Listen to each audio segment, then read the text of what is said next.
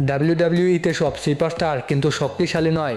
কিছু রেসলার্স এমনও ছিলেন যাদের ফ্যান্স উইক, ফানি বা আন্ডার পাওয়ার বলে মনে করত। তবুও তারা নিজেদের এন্টারটেনমেন্ট দিয়ে মানুষের মন জিতে নিয়েছে। তাই আজকের এই ভিডিওতে আমরা কথা বলবো ডাব্লিউডাব্লিউই এর টপ 5 উইকেস্ট রেসলার্স নিয়ে। আর এই লিস্টের কিছু নাম দেখে আপনিও অবাক হয়ে যাবেন। Number 5, James Ellsworth. জেমস এলসওয়ার্থের লুক এমন ছিল যে ফ্যান্স তাকে খুব একটা সিরিয়াসলি নিত না।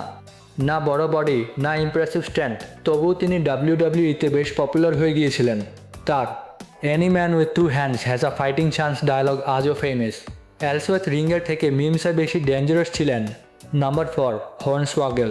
হর্নসওয়াগেল ডাব্লিউডাব্লিউই এর সবচেয়ে এন্টারটেনিং কমেডি ক্যারেক্টারদের একজন ছিলেন। তার হাইট আর সাইজের কারণে অপোনেন্টস খুব সহজেই তাকে ওভার পার করত, কিন্তু তার ফানি পার্সোনালিটি সবসময় ফ্যান্সদের এন্টারটেন করেছে। হর্নসওয়াগেল ছোট ছিলেন ঠিকই, কিন্তু এন্টারটেনমেন্টে বড় বড় স্টার্সকেও হার মানাতেন। Number 3, masked Spike Dudley. Spike ডাডলির বডি অন্য রেসলার্সদের তুলনায় অনেক ছোট আর পাতলা ছিল। প্রায় বড় সুপারস্টার্স তাকে আকাশে ছুঁড়ে ফেলত, তবে পেন সহ্য করার ক্ষমতা ছিল আনবিলিভেবল। স্পাইক দেখতে উইক হলেও কখনো হার মানতেন না। Number 2, the Miz. দ্য মিজকে অনেক ফ্যান্স আর রেসলার্স উইক চ্যাম্পিয়ন মনে করত।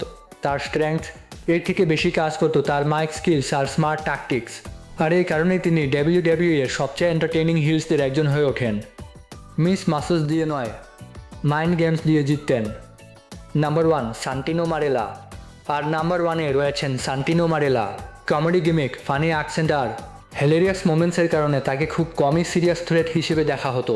তার ম্যাচেসে স্ট্রেংথের থেকে কমেডি বেশি দেখা যেত। সান্টিনো রিংয়ে ফাইট কম, কমেডি বেশি করতেন। তো বন্ধুরা, আপনাদের মতো ডাব্লিউডাব্লিউই এর সবচেয়ে উইক রেসলার কে ছিল? কমেন্ট করে অবশ্যই জানাবেন। ভিডিও ভালো লাগলে লাইক, শেয়ার আর সাবস্ক্রাইব করতে ভুলবেন না। আর দেখা হবে পরের ডাব্লিউডাব্লিউই ভিডিওতে।